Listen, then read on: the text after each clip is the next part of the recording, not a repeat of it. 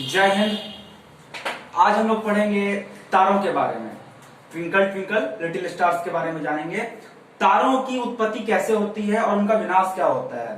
तारे जो आसमान में हम लोग रात में टिमटिमाते हुए देखते हैं, तो उन तारों का निर्माण कैसे होता है और उनका अंत कैसे होता है, इसे मैं विस्तार पूर्वक आपको समझाऊंगा। तो सबसे पहले जान लेते हैं तारा, स्टार। तारा क्या है?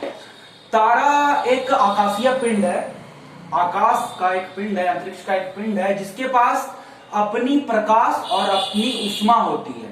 अर्थात कहने का अर्थ क्या है कि इसके पास अपना प्रकाश है और अपनी ऊष्मा है, अर्थात सूर्य।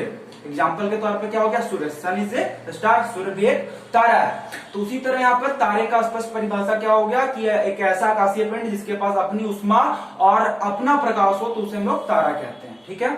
अब तारे का निर्माण कैसे होता है, तारे का अंत कैसे होता है, इस चीज को हम लोग बढ़िया से समझेंगे। क्या है कि अंतरिक्ष में बहुत सारे गैसें हैं, ठीक है, जिनमें से हाइड्रोजन की बहुलता है, हाइड्रोजन की बहुत अधिकता है। तो यहाँ पर देखिए, ये गैसों का एक समूह है, ठीक है, जो अंतरिक्ष में इधर उधर मूव कर रहा है। तो इससे मैंने यहाँ पे लिखा है विरल गैस। यहाँ पे गैस, विरल गैस क्या है कि जब फैला हुआ छिन्न हो तो उसको उसे हम लोग विरल गैस बोल रहे हैं। ठीक है, गैस है लेकिन क्या है, ये पूरा फैला हुआ है।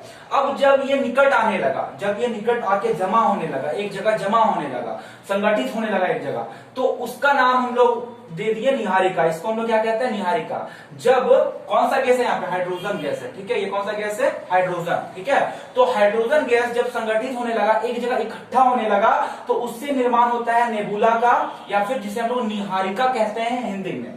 अब जब गैसें, विरल गैसें सघन हो गई, एक जगह जमा हो गई, तो उस केस में इसे हम लोग नाम दे दिए निहारिका या फिर नेबुला।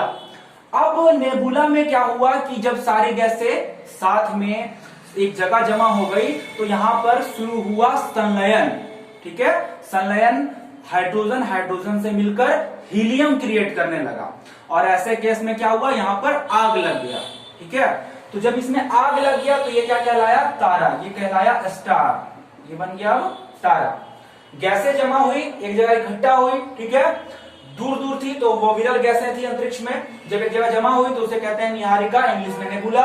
और जब इसमें संलयन के कारण, हाइड्रोजन हाइड्रोजन मिलने के कारण जब हीलियम का निर्माण होने लगा, जब इसमें आग लग गया, तो इसका नाम पड़ गया स्टार, या फिर जिसे हम लोग कहते हैं तारा। तो यही है तारा। इसके पास क्या होता है? अपना ऊष्मा और अपना प्रकाश होता है।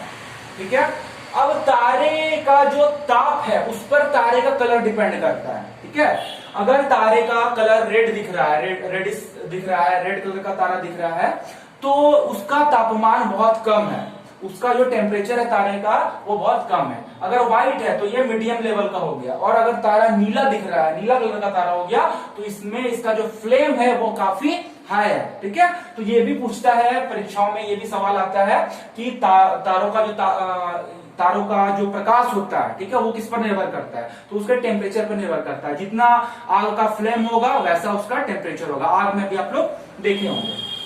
दूसरा चीज, ये तो पहला चीज हो गया। दूसरा चीज, तारों का भविष्य, तारों का फ्यूचर किस पर डिपेंड करता है? तो ये किस पर डिपेंड करेगा? जैसे कि हम लोग सिलेंडर है, ठीक है, गैस का सिलेंडर है, एलपीजी का सिलेंडर है, तो खाना कितना दिन बनेगा वो किस पर निर्भर करता है? किस पर निर्भर करता है? जितना सिलेंडर में गैस होगा। तो सेम के सवाल आता है परीक्षा में कि तारों का भविष्य किस पर निर्भर करता है? तो तारों का भविष्य उसके द्रव्यमान पर निर्भर करता है, उसके मास पर निर्भर करता है कि उसमें कितना गैस है। ठीक है, तो अब यहाँ पर देखिए, गैसें जमा हुई, निहारिका बना, निहारिका में आग लगने से यहाँ पे स्टार बना। अब ये बन गया स्टार। अब जैसे जैसे इसका गैस जल रहा है, हाइड्रोजन हीलियम में क्रिएट हो रहा है, ठीक है, संलयन के कारण, नाभिकीय संलयन के कारण हाइड्रोजन हीलियम में क्रिएट होते जा रहा है, तो इसका तो हाइड्रोजन खत्म होते जा रहा है। धीरे धीरे धीरे जब लगभग अंतिम अवस्था में पहुंच जाएगा, तो उस केस में क्या होगा कि ये जो तारा है ये बड़ा रूप ले लेगा, ये फैल जाएगा, ये स्टार हो जाएगा इसका। ठीक है, हाइड्रोजन खत्म हो गया, कुछ कुछ इसमें हाइड्रोजन होगा, ये पूरा का पूरा हीलियम का बन जाएगा, तो इसका आकार बड़ा हो जाएगा, और इसको हम लोग क्या कहते हैं? लाल दानव कहते हैं, रेड जाइंट कहते हैं। जैसे कहा जाता है कि एक समय आएगा कि सूर्य भी क्या होगा, रेड जाइंट बन जाएगा, बड़ा हो जाएगा। तो उस समय ये कहा गया है कि जब भी सूर्य रेड जाइंट बनेगा तो अपने नजदीक के 4 ग्रहों को जलाकर राख कर देगा। 4 जो ग्रह हैं जिसमें पृथ्वी भी शामिल है, बुध, शुक्र, पृथ्वी और मंगल, ये 4 ग्रह उसके समेटे में आ जाएंगे, उसके लपेटे में आ जाएंगे जब वो रेड जाइंट बनेगा तब। तो यहाँ पर तारा का जब ईंधन समाप्त हो गया, ठीक है, तारा का जब ईंधन फ्यूल जब है खत्म होने लगा तो ये किस रूप में चला गया, ये रेड जाइंट बन गया, फ्यूल लो हो गया इसका, तो ये बन गया रेड जाइंट बन गया। अब एक और बात आता है, तारा किस स्टेट में रहता है, अर्थात तारे की अवस्था क्या है। तो तारे की अवस्था ना सॉलिड है, ना लिक्विड है, ना गैस है। तारे की अवस्था होती है प्लाज्मा। आग की अवस्था क्या होती है, प्लाज्मा, ठीक है। तो ये किस अवस्था में होता है, प्लाज्मा की अवस्था में होता है। तो अब इसमें ईंधन खत्म होने लगा तो इसका आकार विस्तृत होने लगा, बड़ा होने लगा और इसका नाम पड़ गया रेड जाइंट। अब यहाँ रेड जाइंट बनने के बाद 2 केस आता है और यहाँ पर जो मेन चीज आता है, मुख्य जो पॉइंट है जिसको हम लोग बोलते हैं चंद्रशेखर सीमा। भारत के वैज्ञानिक चंद्रशेखर, जिन्होंने ब्लैक होल का भी खोज किया था, इन्होंने एक चंद्रशेखर सीमा बताई जिसमें कहा गया कि इनके अनुसार, चंद्रशेखर के अनुसार, जो वैज्ञानिक थे चंद्रशेखर, इनके अनुसार सूर्य के मास के, सूर्य के द्रव्यमान, सन के मास के 1.44 गुना से अगर लाल दानों का आकार छोटा है तो वो तारा आगे चल के श्वेत वामन बनेगा, ठीक है। समझिए बात को, चंद्रशेखर सीमा क्या है, चंद्रशेखर वैज्ञानिक के अनुसार इन्होंने एक सीमा बताई, इसमें कहा कि सूर्य का द्रव्यमान, सूर्य का मास में जब हम 1.44 गुना करेंगे, ठीक है, तो ये है चंद्रशेखर सीमा। तो इनके अनुसार अगर जो ये लाल दानव है, लाल दानव का विस्तार हुआ, अगर लाल दानव का आकार सूर्य के द्रव्यमान के 144 गुना के छोटा हुआ, उससे छोटा रहा, तो उस केस में वो बन जाएगा श्वेत वामन, और इससे बड़ा रहा, चंद्रशेखर सीमा से बड़ा रहा, तो बनेगा अभिनव तारा। ये नॉर्मल समझिए, बोलने का मतलब है कि जैसे कि सूर्य का द्रव्यमान 100 है, ठीक है, उसमें हम 1.44 से गुना कर दिए, ठीक है, तो वो हो गया चंद्रशेखर सीमा, ठीक है, लगभग 1.5 मान के चलिए, ठीक है। तो यही है चंद्रशेखर सीमा। तो चंद्रशेखर के अनुसार चंद्रशेखर सीमा से अगर लाल दानों का आकार छोटा रहता है तो वो बनेगा श्वेत वामन, और अगर बड़ा है तो बनता है अभिनव तारा, ठीक है। तो आइए हम लोग पहले ऊपर देख लेते हैं, छोटा का केस देख लेते हैं। ये क्या चीज का केस है, छोटा का केस, मतलब चंद्रशेखर सीमा से छोटा है, ये चंद्रशेखर सीमा से बड़ा है। तो अब बात कर रहे हैं चंद्रशेखर सीमा से लाल दानों का आकार हो गया छोटा, तो ये बन गया क्या, श्वेत वामन। इसको बोलते हैं व्हाइट ड्वार्फ, ठीक है, व्हाइट ड्वार्फ। वामन मतलब क्या होता है, बौना, ठीक है, तो इसको बौना तारा बोलते हैं, सफेद बौना तारा। अब इसको जीवाश्म तारा भी कहते हैं, याद रखिएगा, इसको फोसिल स्टार भी बोलते हैं, जीवाश्म,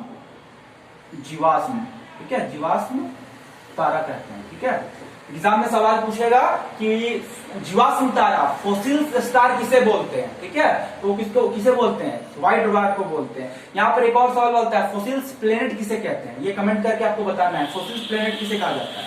अब क्या है कि श्वेत वामन को जीवाश्म तारा कहते हैं, तो इसको समझ लीजिए। व्हाइट ड्वार्फ जो है, ठीक है, इसमें तो उतना अभी हाइड्रोजन बचा हुआ नहीं है, हाइड्रोजन जल के खत्म हो गया, इसका आकार फैल गया, तो कुछ होता है ना हल्का फुल्का, जिसको बोलते हैं भवखना बोलते हैं, हल्का फुल्का बचा हुआ है अंतिम स्थिति। तो अंतिम स्थिति में जब तारा रहता है तो उसको यहाँ पे श्वेत वामन कहते हैं, ठीक है, श्वेत वामन हो गया। और जब ये पूरा बुझ गया, जब इसका पूरा एनर्जी, इसका पूरा फ्यूल खत्म हो गया, तो ये चेंज हो जाता है ब्लैक वामन में, ठीक है, इसको बोलते हैं हम लोग ब्लैक ड्वार्फ। ये हो गया ब्लैक ड्वार्फ और ये था व्हाइट ड्वार्फ। कुछ जान बचा हुआ है, कुछ ईंधन है, तो उसको श्वेत वामन, जैसे होता है ना टंकी खत्म हो जाता है मोटरसाइकिल का, तो फूकने के बाद भी थोड़ा दूर चल जाता है टंकी में फूकने के बाद, तो ये फूकने वाला केस हो गया श्वेत वामन। और जब पूरा तरीका से तेल हो गया खत्म तो उसको हम लोग बोलते हैं कृष्ण वामन, ठीक है। अब ये, लेकिन ये जो केस है ये छोटा वाला में, ठीक है, अगर ये चंद्रशेखर सीमा से कम रहा, छोटा रहा लाल दानव, तो उस केस में ये बनेगा। अब मान लीजिए कि तारा बना लाल दानव, अब इस लाल दानव का आकार चंद्रशेखर सीमा से बड़ा है, तो उस केस में जो तारा बनेगा उसको हम लोग अभिनव तारा बोलेंगे। क्या बोलेंगे, अभिनव तारा बोलेंगे। अभिनव तारा, या फिर इसको हम लोग सुपरनोवा बोलते हैं।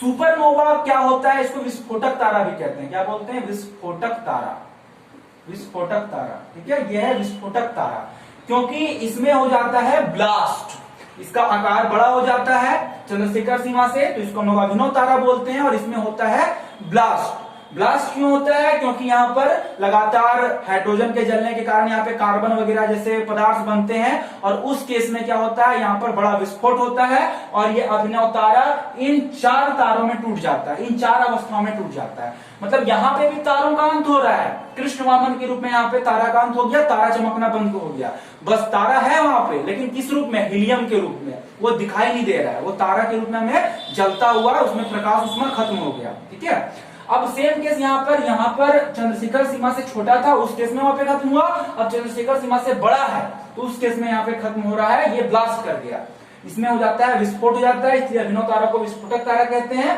अब विस्फोट के बाद अगर तारा तेजी से घूमने लगा, देखते हैं ना कि जब कभी कभी बैट से बॉल लगता है तो वो तेजी से गोल गोल घूमने लगता है, तो विस्फोट के कारण अगर ये इस अभिनव तारा का कुछ टुकड़ा घूमने लगा तेजी से, ठीक है, तो उसे हम लोग बोलते हैं पल्सर तारा। इसमें भी कुछ एनर्जी बची हुई होती है, कुछ समय के बाद वो खत्म हो जाता है, तेजी से घूमने लगा तो पल्सर तारा। दूसरा होता है क्वेसर तारा, ठीक है, ये भी अंतिम अवस्था है तारे की, इस केस में इसका चुंबकत्व, जो इसका मैग्नेटिक पावर है वो बहुत हाई होता है। याद रखिएगा, क्वेसर जो तारा है इसका मैग्नेटिक पावर हाई होता है, मैग्नेटिक जो पावर है, मैग्नेटिक पावर इसका हाई होता है, किसका? क्वेसर तारा का। तीसरा होता है न्यूट्रॉन तारा, ये न्यूट्रॉन हो जाता है पूरा, इसके अंदर कोई भी जान नहीं बचता, जैसे कि यहाँ पे ब्लैक वामन है उसी तरह यहाँ पे न्यूट्रॉन है। और लास्ट है ब्लैक होल। इसी अभिनव तारा के ब्लास्ट होने के बाद ब्लैक होल का निर्माण होता है, ब्लैक होल के निर्माण की संभावना होती है। ब्लैक होल का जो डेंसिटी होता है वो बहुत हाई होता है, इससे प्रकाश भी पार नहीं हो पाता, ठीक है, तो मतलब ये एक तरह से कह सकते हैं कि तो एक काला साया होता है जिसको छेद कोई नहीं सकता, ठीक है। तो ये 4 पॉइंट अभिनव तारा के ब्लास्ट के बाद ये 4 पॉइंट बनते हैं, इसको फिर से समझिए। पल्सर तारा तेजी से घूमने वाला, क्वेसर तारा जिसका मैग्नेटिक पावर हाई हो, न्यूट्रॉन तारा खत्म हो गया, मर गया, स्पष्ट कैसे समझ सकते हैं। और ब्लैक होल, ब्लैक होल हो गया यहाँ पर आपका वही, ये तारे का ही हिस्सा है, हीलियम वगैरह ही इसमें है, लेकिन इसका जो घनत्व है, इसका जो डेंसिटी है इतना हाई है कि इसको प्रकाश भी भेद नहीं सकता, ठीक है, प्रकाश भी इसमें जाता है तो वो लुप्त हो गया, वो समाप्त हो गया। तो ये था आपका तारे का निर्माण और तारे का अंत, ठीक है। अब जैसे कि पिछले क्लास में मैंने आपको बताया था क्या चीज, आकाश गंगा के बारे में, तो ये जो बीच का भाग होता है, ये जिसे हम लोग क्या कहते हैं, बल्ज कहते हैं। पिछले क्लास में हमने पढ़ा था आकाश गंगा के मध्य भाग को, केंद्र को बल्ज कहते हैं। तो ये जो ब्लैक होल होता है इसकी सर्वाधिक मात्रा कहां पाई जाती है? बल्ज में पाई जाती है, ठीक है। ये बहुत इंपॉर्टेंट सवाल है, परीक्षा में पूछा भी है कि ब्लैक होल सर्वाधिक कहां पाए जाते हैं, तो ये बल्ज में पाए जाते हैं। तो ये था तारा का कहानी, ठीक है, तारों की कहानी। नेक्स्ट क्लास में हम लोग जानेंगे तारा मंडल के बारे में, ध्रुव तारा, सप्तऋषि तारा, ठीक है, अलग अलग तारों का जो समूह है, तारा मंडल है, 89 तारा मंडल है, उनके बारे में डीपली हम लोग पढ़ेंगे। मिलते हैं नेक्स्ट क्लास में। जय हिंद।